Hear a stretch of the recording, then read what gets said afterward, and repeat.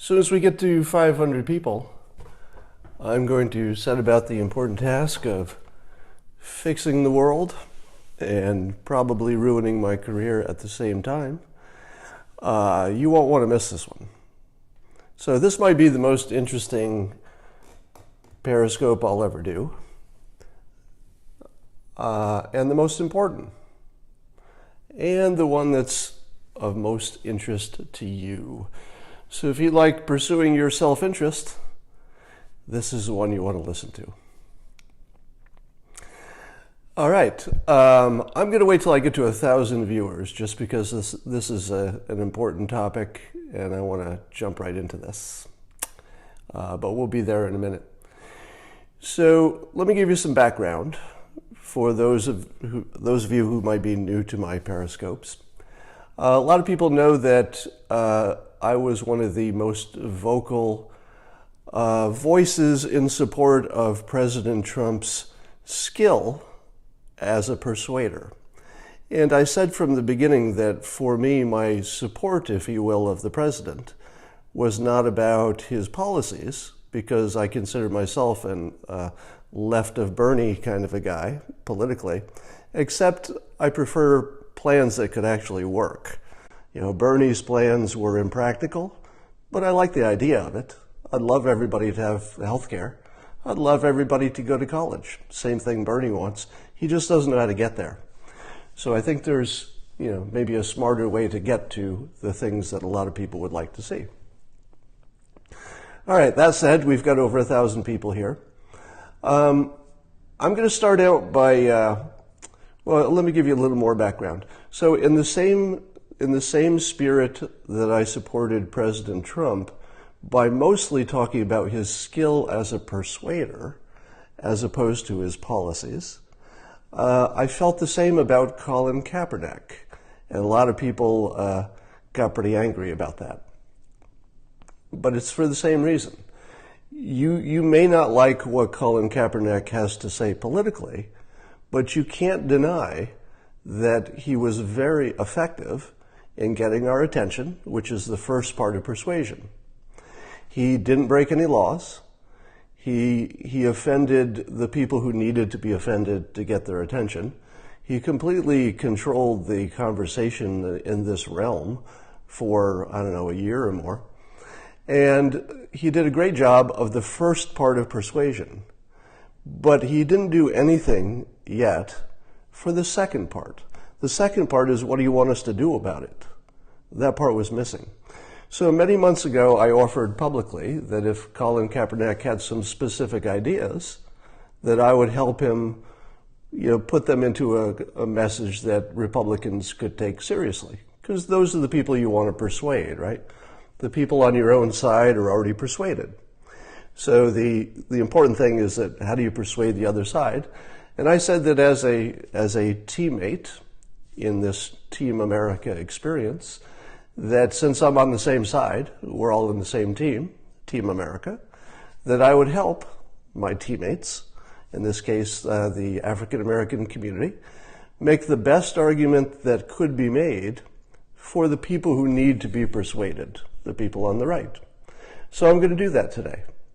And but I'm specifically going to be talking about Black Lives Matter and some specific suggestions that they've come up with, just a handful of suggestions, that I want to share with you in the most persuasive way that I can. Now, would you agree that whether you like them or don't like them, that it would be a good thing to hear them in their most persuasive form? Because if you hear them in their most persuasive form and then you still say, I don't like that, well, then you've fully considered it, right? So it's always good to fully consider it, especially when the people we're talking about are not your enemy, but rather the people on your own team. One of the reasons that professional sports do such a good job of avoiding racial problems within their team is that they redefine who they are as people in this common mission on the same team.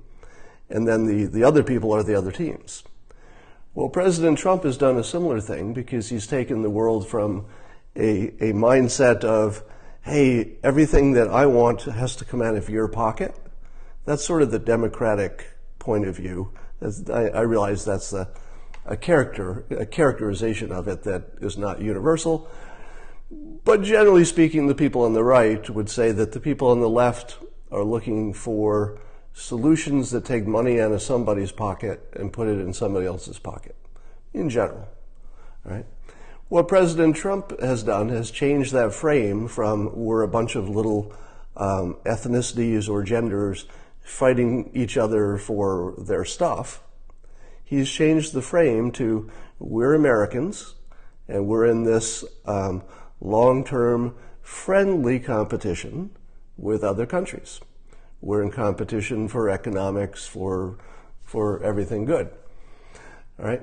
So when you have that frame and people have bought into it, they've also bought into the frame that we Americans are on the same team, legal Americans apparently, and that our interests are to do the best we can compared to other countries. So that's the frame I'm coming from here.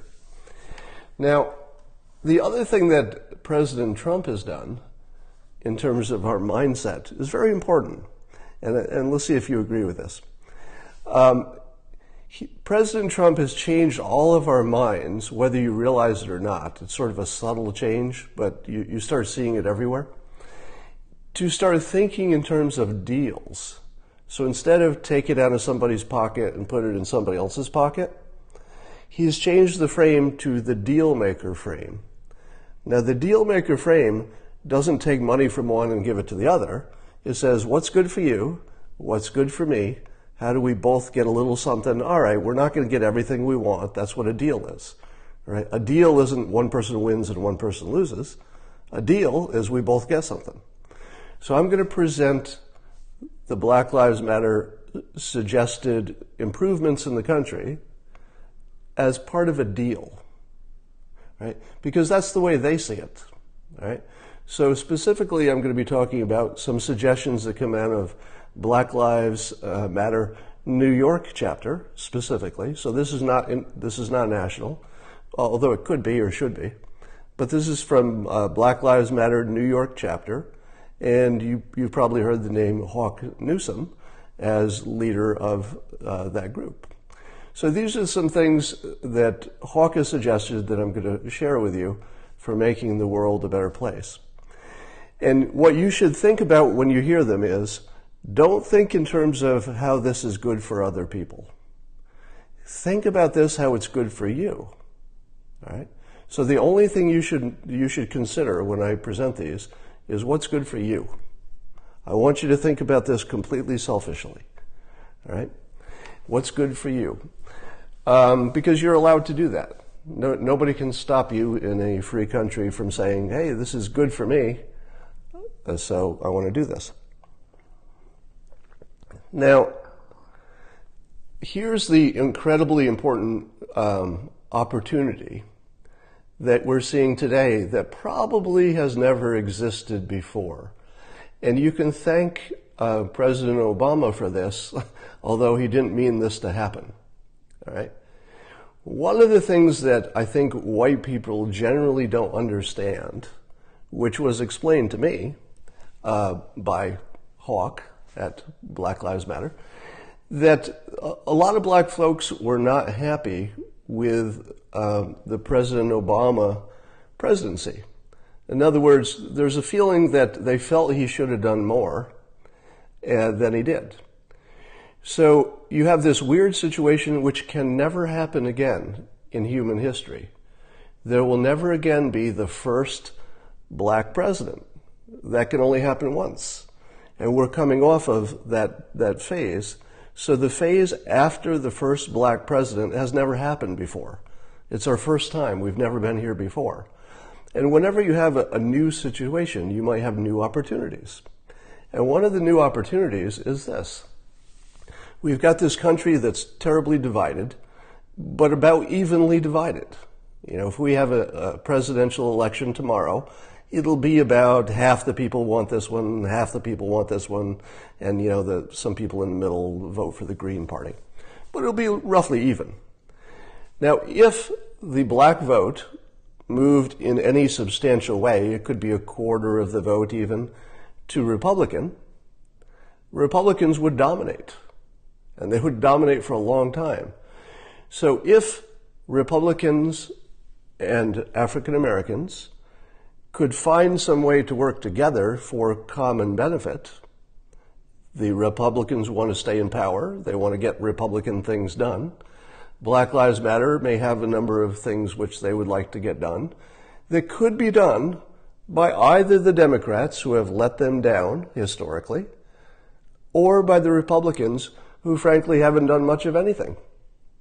So this is the first time in my lifetime, probably the first time in my lifetime, when the black vote is up for grabs. Now, that's probably the wrong phrase. Let's just say it's in play. So some significant portion of the black vote is in play under the condition that the Republicans actually did something that made a difference. All right? If they don't, well, then the Democrats can take the same ideas that Black Lives Matter is suggesting, and they can run with it. And then they will just own the African American vote forever, as they have for decades. But you have never seen a better opportunity. You've never seen a better opportunity than I'm going to describe right now for the Republican Party with President Trump to make a one-time ever move to get a significant part of the African American vote. All right? Now, I don't think you believe that that's possible, but you're going to believe it by the time I'm done. All right. So to make this interesting and entertaining, I got a bunch of suggestions from a prominent Republican about what to do to make the country better for African Americans. So I've got two lists. One came from Hawk Newsom, leader of the Black Lives Matter movement from New York, not national, but New York, and they're the most organized, probably the best chapter. So they may end up influencing the whole country. And I also have a separate list that is from a mainstream, white, well-known Republican. I'm not going to tell you who it is, and I may never tell you. I'm not sure, because I don't want you to be biased by the personalities involved. So I want you to just see a Republican plan compared to a Black Lives Matter plan, and I want to see if you can tell them apart. All right. So in some cases, they're actually kind of close, which is going to surprise you, I think. But I'm going to give you some ideas and not tell you which plan they came from, the Republican plan or the Black Lives Matter plan. I want to see if you can tell the difference. All right? So I'll start with the easiest one. And I want you to answer here in real time whether you think this was a Republican idea or a Black Lives Matter idea. All right, here's the first one. Who likes charter schools as part of the solution, not the whole solution, but who likes charter schools? Go. Tell me who likes charter schools. Is it Black Lives Matter or is it Republicans?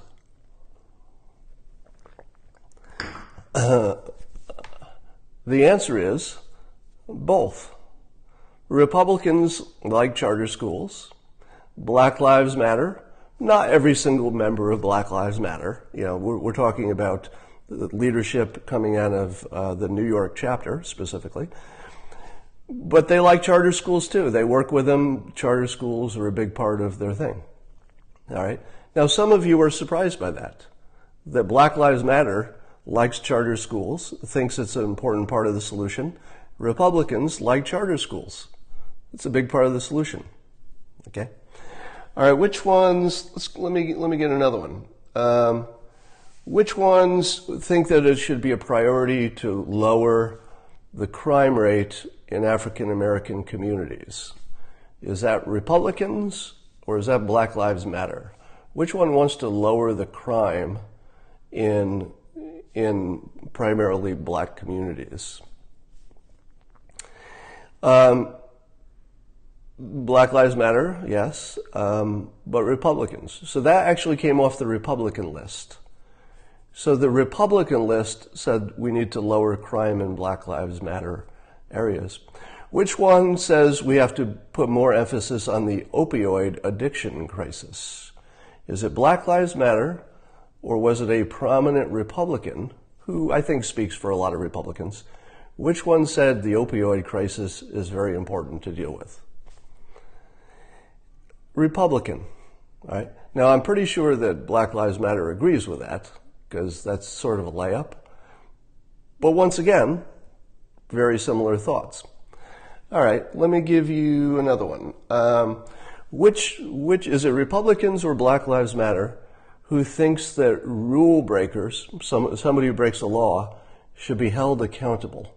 Which one, Black Lives Matter or Republicans, think you should be held accountable for breaking the law? You see how you're all over the board? Some saying Republican, some saying Black Lives Matter. Okay, the answer is that comes right off the Black Lives Matter short list. All right, I'll give you the specific context, but the suggestion is to make sure that rule breakers are held accountable. All right, that's from Black Lives Matter.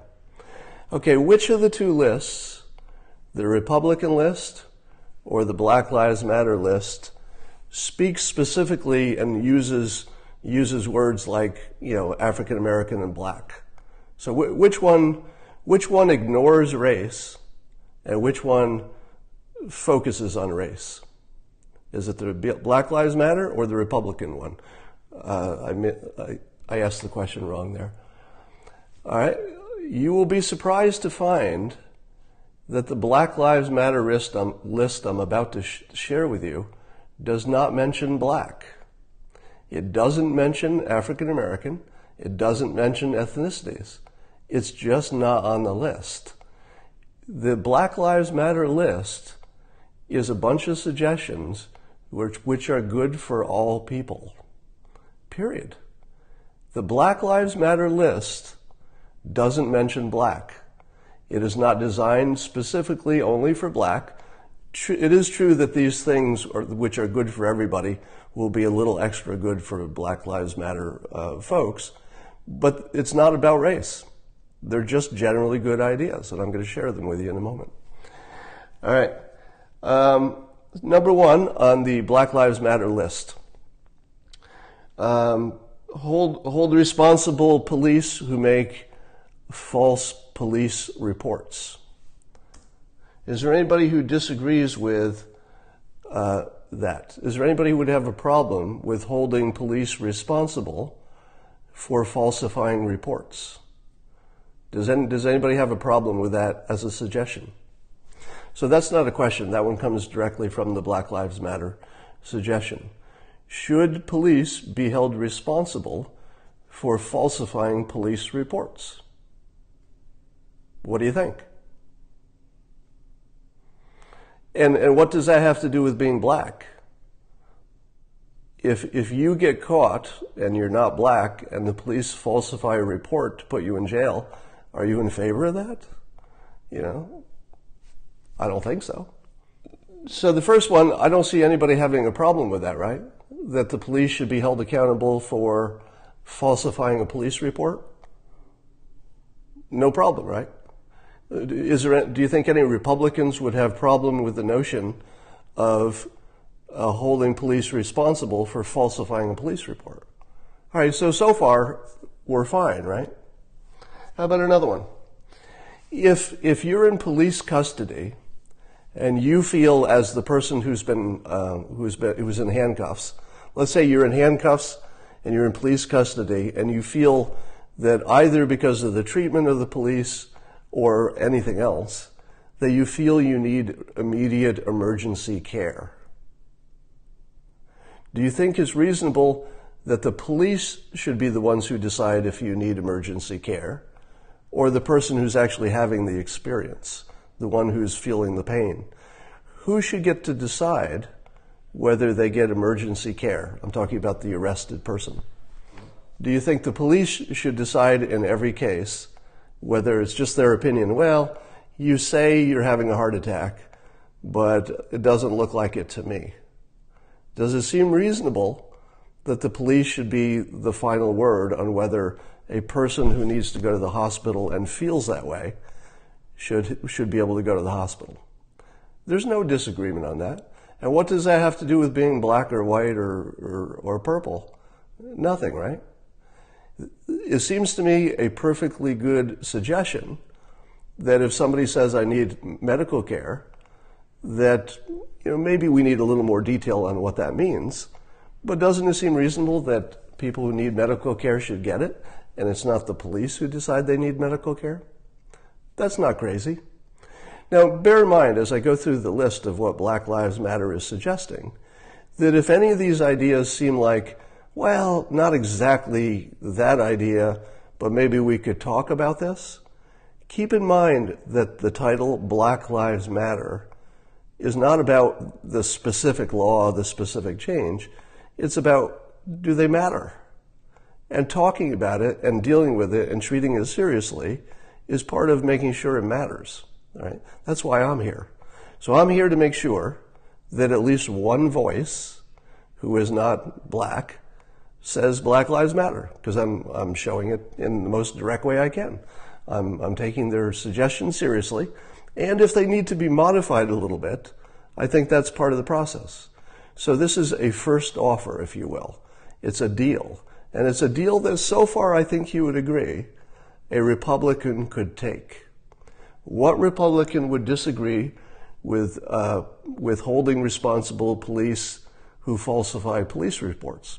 That feels fair enough. What Republican would disagree with letting a perpetrator or an accused person who's in custody, letting them have medical care if they say they really need it? Who would disagree with that? Let's do another one. In the case of police killings, you've seen how many riots there are when the victim in a police killing is black. Now, some people say, well, he probably was the criminal who had it coming, and then other people say, no, he was probably innocent. So Black Lives Matter suggests that rather than we ignorant people looking at it with incomplete information, where we don't really know what happened, right? We just hear what the news reports. Black Lives Matter suggests, this is Black Lives Matter out of New York chapter specifically, suggests that there always be an independent investigator, let's see the exact words, an independent prosecutor for whenever there's a police shooting. Now, it doesn't matter if the victim is white or black. There's nothing about race in this suggestion.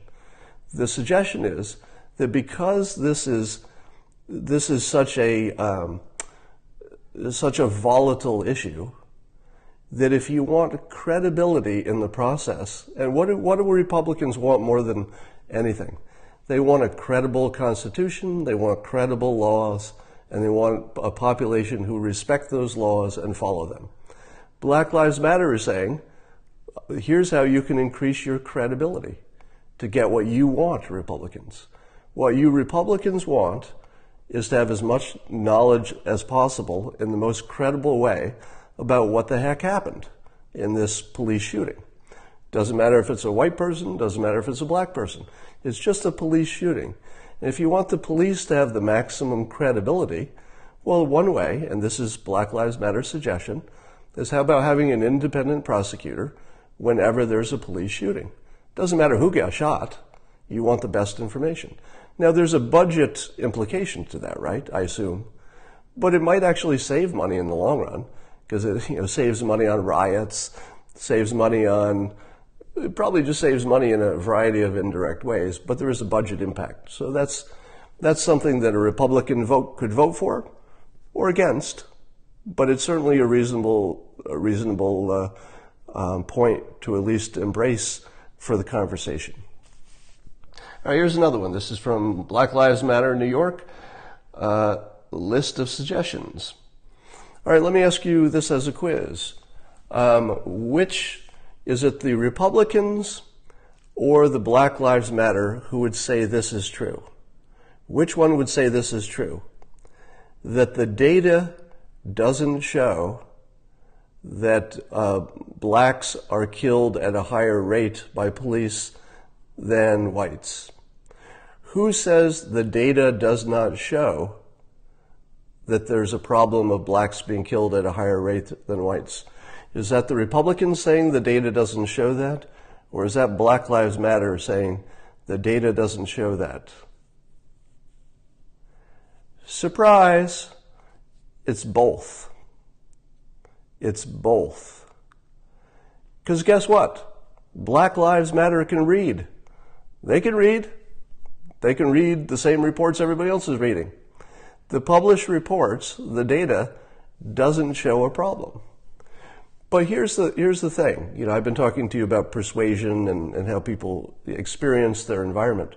How you experience the environment is what matters to your life. It's not that there's some data somewhere that says you should experience it differently. Now consider this. Consider me, typical white guy, living in a very white community, born in a very white community, moved to another white community. How many people do I know who have ever had a problem with police brutality? Zero.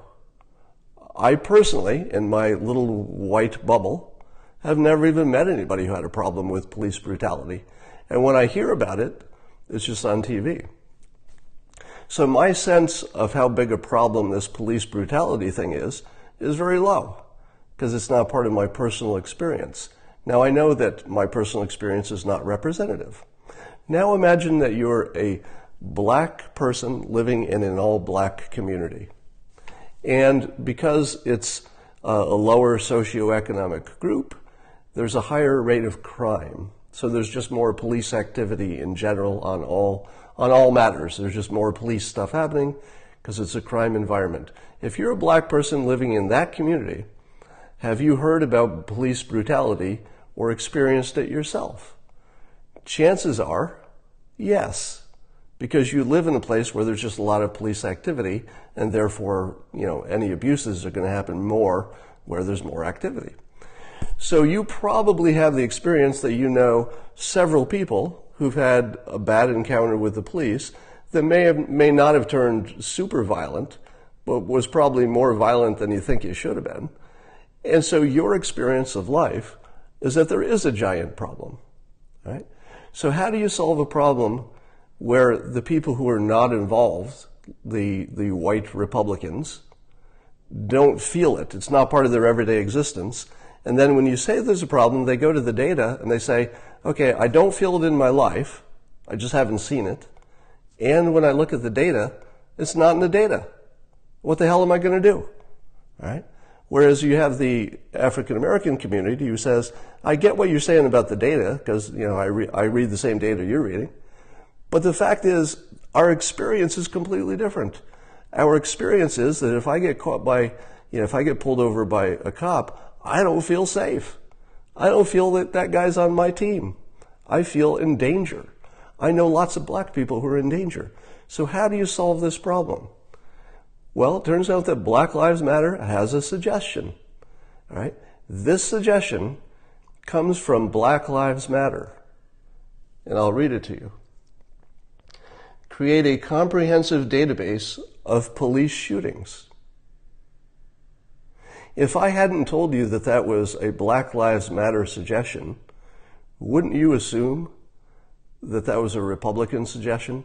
Because the Republicans are thinking, well, the data doesn't show it. Let's just make sure we have good data, and then it all goes away, right? Now, it doesn't all go away because you have good data.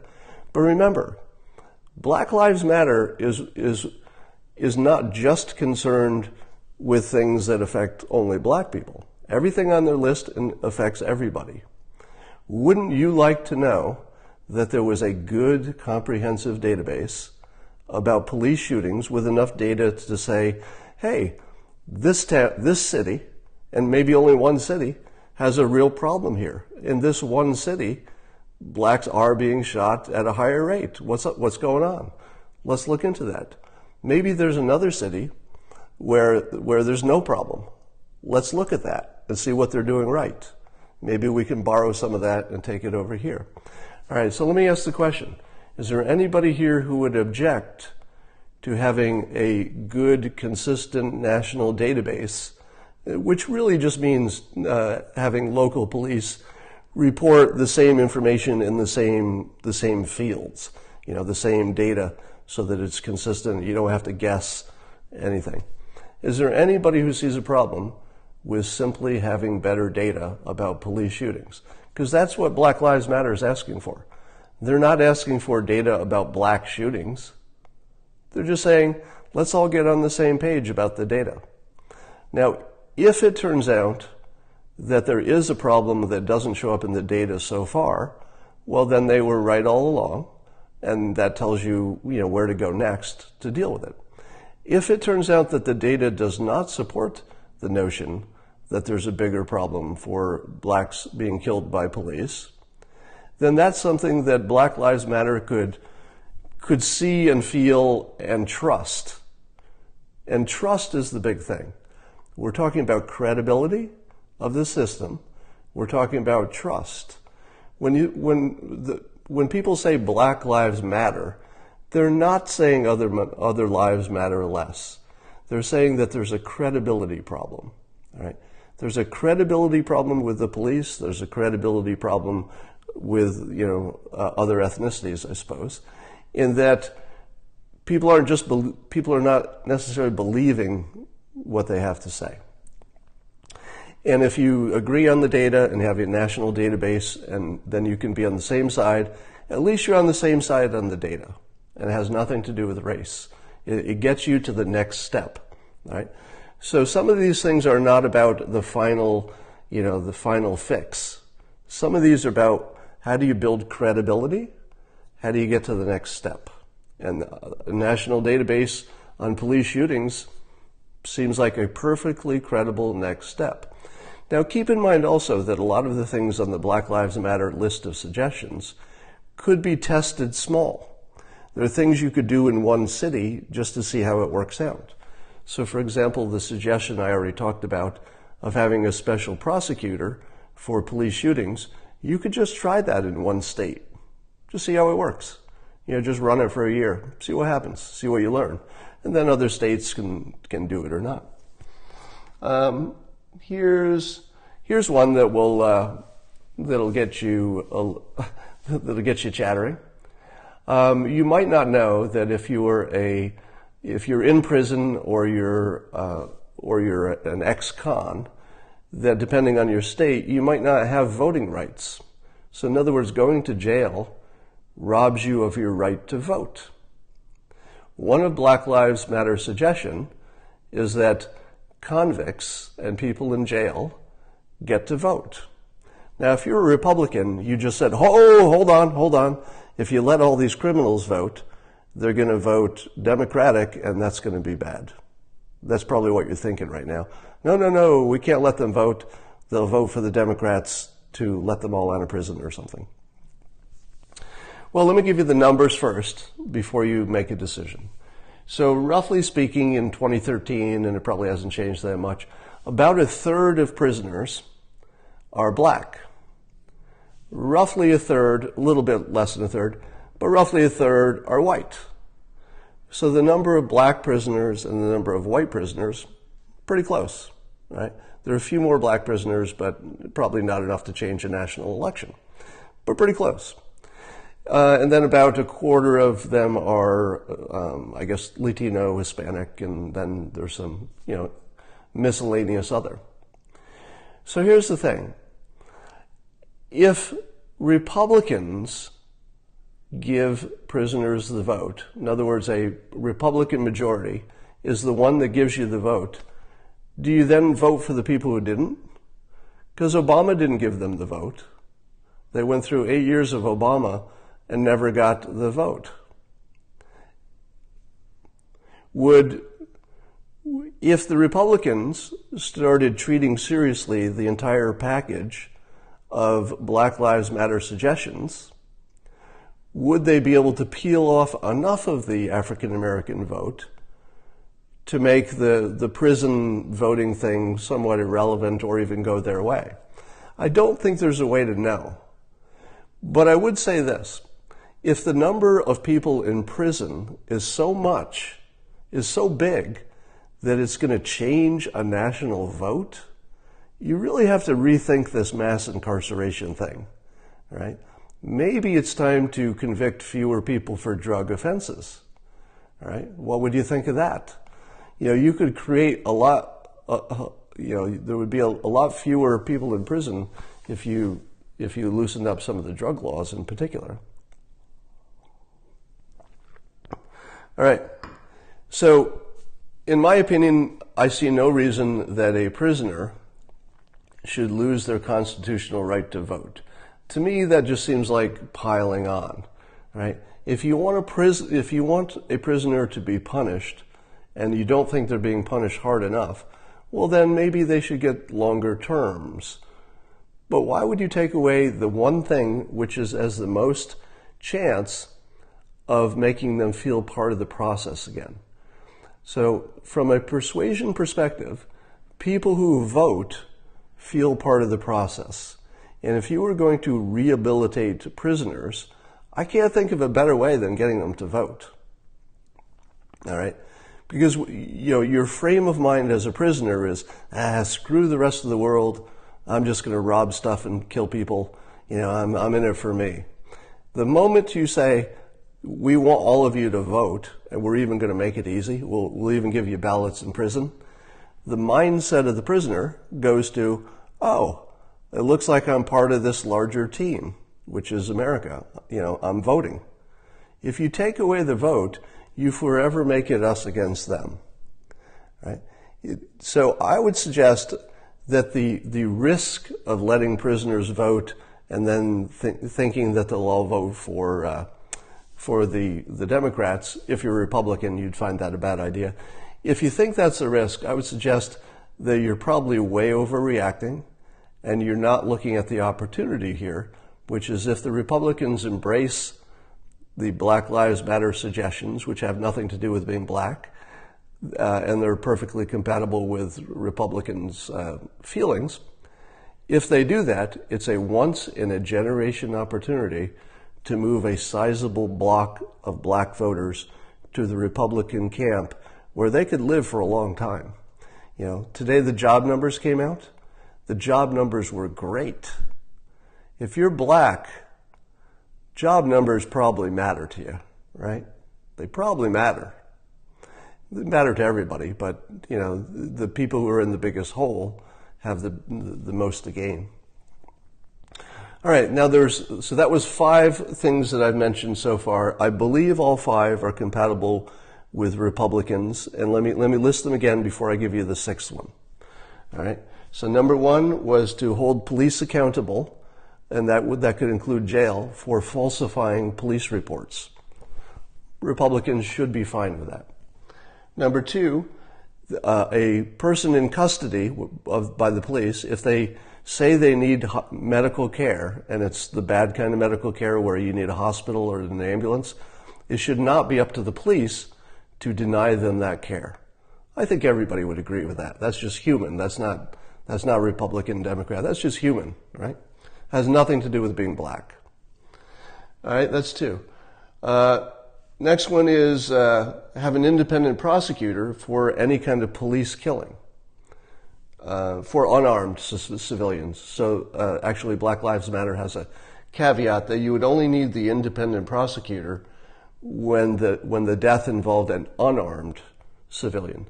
So if the person is shooting back to the police, you don't need a special prosecutor for that, which makes sense. So far,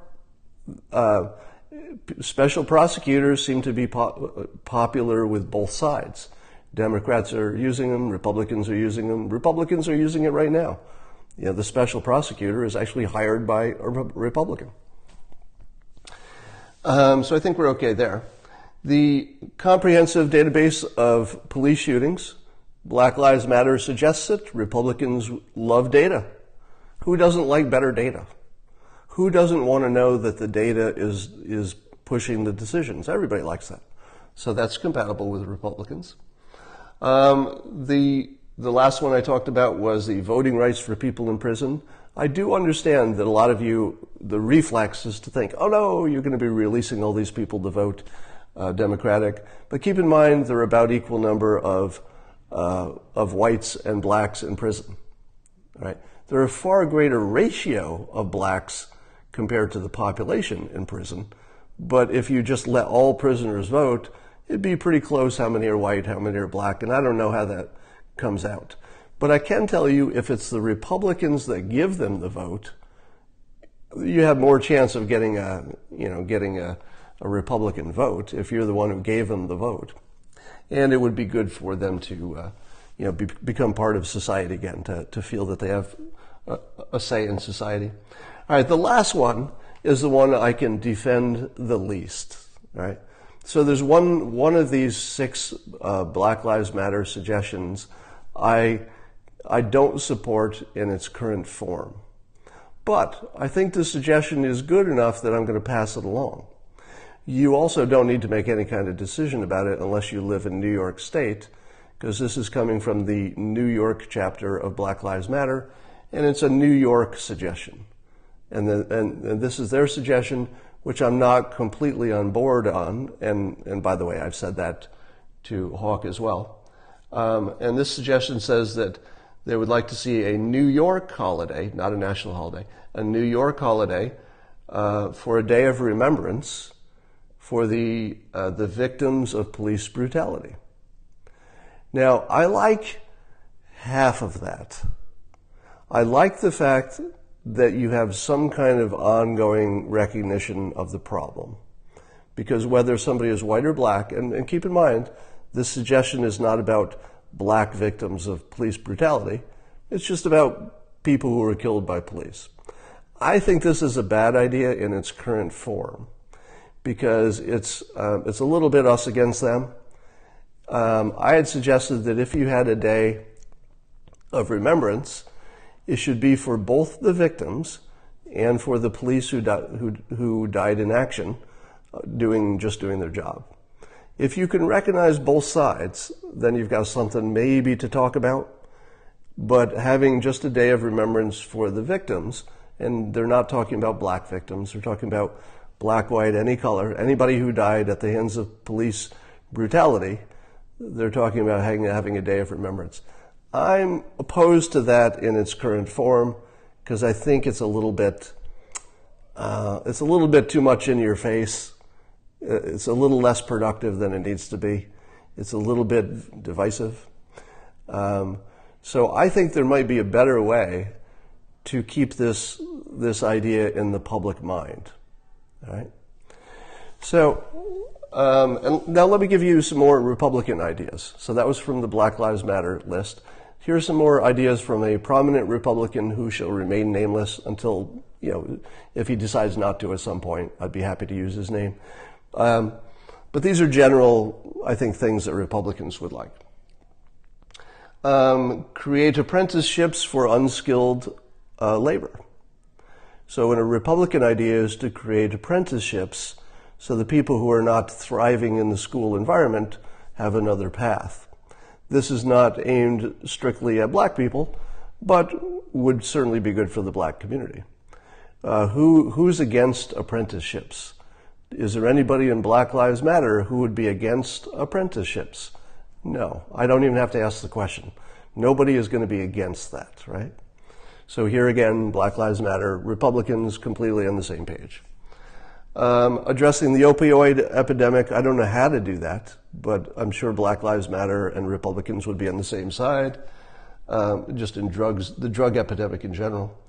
And then create safer neighborhoods. This is the Republican suggestions. Create safer neighborhoods so that employment can come into predominantly black neighborhoods. Right now, crime is such a problem that it's hard to attract industry to a crime area. All right. So let me give you a little bit of a framing of what happened when I took Hawk Newsom's list, his Black Lives Matter suggestions, to a prominent Republican who shall remain nameless, somebody you've heard of, well known, and said, what do you think of their suggestions? So Hawk Newsom is head of Black Lives Matter in the New York chapter. So I took the Black Lives Matter suggestions from Hawke and shared them with a prominent Republican and said, what do you think of these? And he didn't think very much of them. But here's why. Can you guess why the prominent Republican was not too excited about the Black Lives Matter list? Why do you think he was not that excited by it? Political reasons? Nope. He knew the source? Nope. Remembrance Day? Well, as part of the package. Here's why. He said they were thinking too small. Think about that. Black Lives Matter said, these are the things we think we'd like, the government to consider. When I showed it to a Republican, he said, you're thinking too small. You should be pushing for much more than that. Okay? Now, specifically, the way he framed it was that focusing on police brutality is too small an issue for the much larger issue of crime, education, jobs, opioid epidemic, and that sort of thing. So the Republican didn't say, I puke on all of your ideas. He said, you're focusing in the wrong place. There's much bigger fish to fry to help you. All right? Now, how incompatible is that? It is not. Now let me reframe this for you. The Republicans want to think bigger, charter schools, work on the opioid epidemic, fix crime in crime neighborhoods, and what's the other one? Apprenticeships, so work on jobs directly, all right?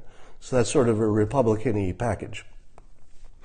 What Black Lives Matter is working on is making Black Lives Matter. It's a slightly different mission, right?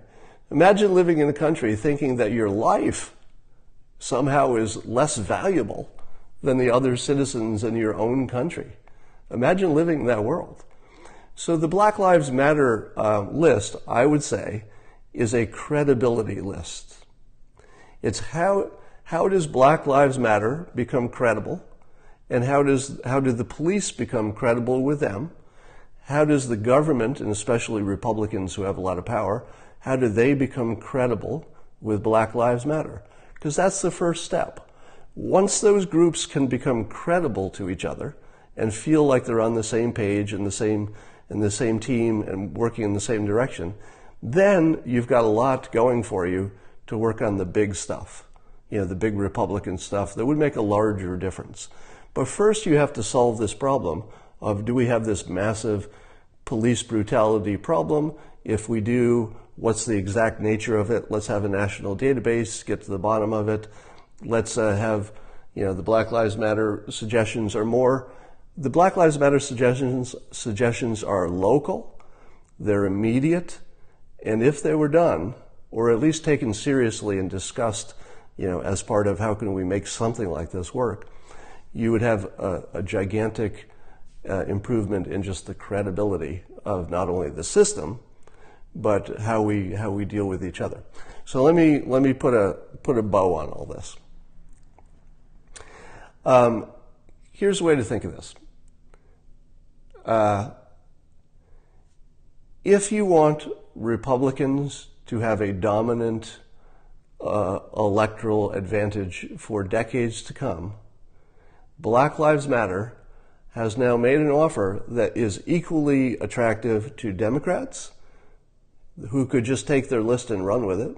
Everything on Black Lives Matter looks to me to be pretty compatible with Democratic politics. It is also compatible, almost completely, but not as completely, with Republican politics.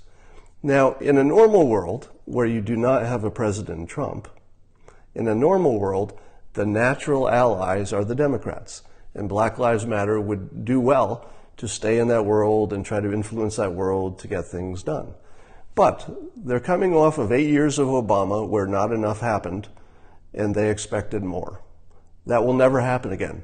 We will never again have an opportunity where it's just coming off 8 years of the first black president, where where people are thinking, well, I expected more, but not much happened there. All right? That's historic.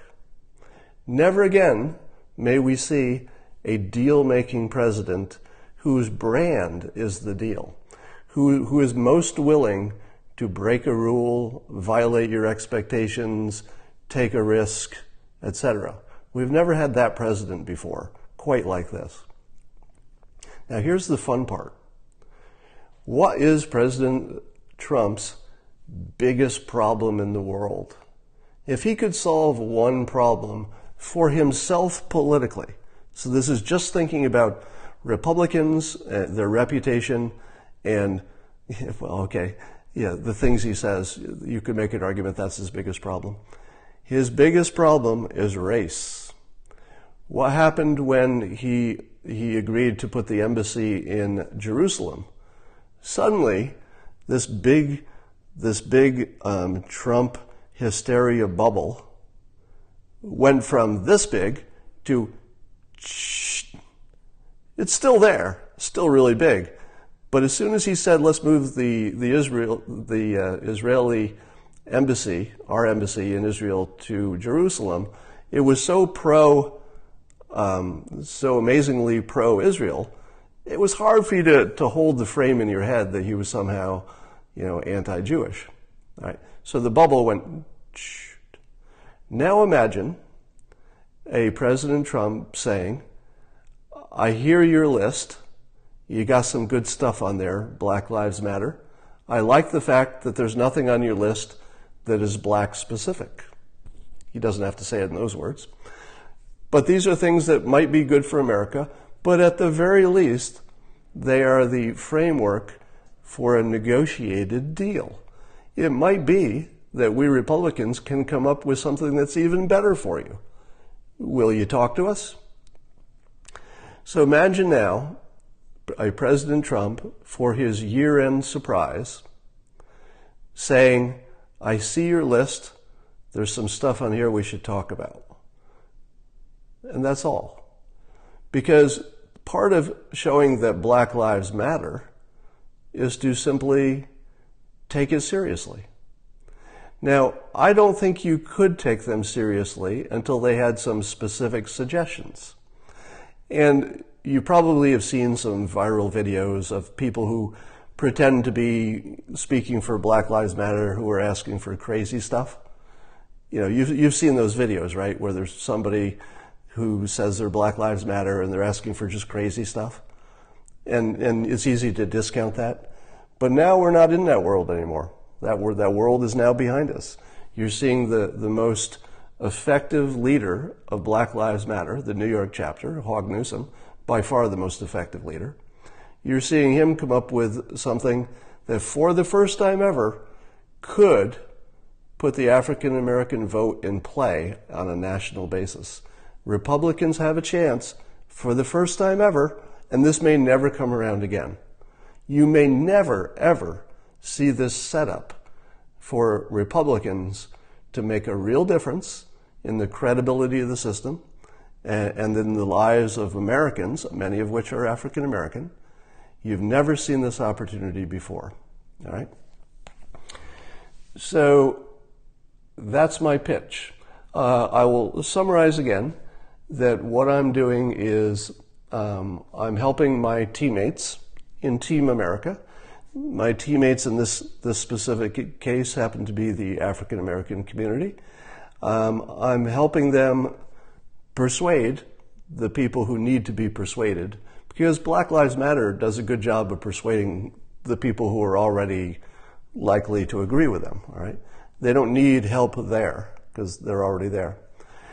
I'm helping persuade the people listening to this Periscope who largely are Trump supporters and Republicans. Now, let me sweeten the deal for you a little bit. How would you like to see an end to the NFL kneelers that was tied as part of the deal with Republicans to simply take the Black Lives Matter list seriously? You don't have to assume what the end point is. But how would you like to see a deal from the deal maker in chief who says, look, thank goodness somebody finally suggested something we can actually talk about. We can deal on this. All right? Here's the deal. I'll take your list seriously, and that doesn't mean I'm going to do everything on the list. All right? I'm going to take it seriously, though. We're going to discuss it. We're going to find out if there's a way that we can do the things you want in a different way, perhaps, that gets you the same result. But I'm going to take it seriously. Would you, in turn, stop kneeling and show some respect for the country? Because the country, based on its leader, is now showing you the respect that you asked for. It's giving you the attention, and we're working on specific suggestions now. Would you be willing to stop the kneeling? The day that the kneeling stops, imagining that this deal could happen, the day that the kneeling stops, it's the biggest story in the country. All right? Now, that's a big deal. So I think you have a historic opportunity. You've never seen anything like this before. If you don't take it, and here I'm talking to Trump supporters and Republicans, and I'm not a Republican, I'm not a conservative, I'm left of Bernie. But it put me because I've been writing about Trump for a long time, it put me in a unique position where I could deliver this message in a way that I think nobody else could, because I don't have anything to lose except my income, and you know, I have FU money, so I'm not going to worry about that right now. All right, that's my idea. Let me look at your feedback. I assume that at least half of you are not happy with this, but tell me what you thought of this presentation, those of you who watched the whole thing. All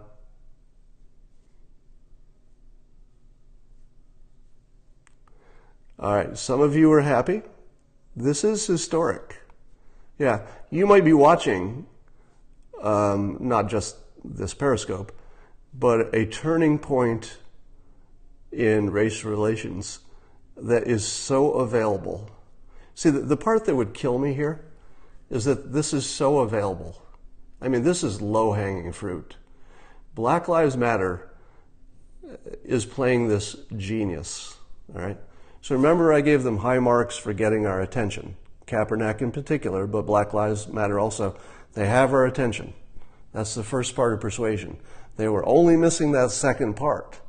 And sure enough, the best persuader that they've produced, Hawk Newsom comes up with, and his group comes up with, some suggestions that are very persuasive.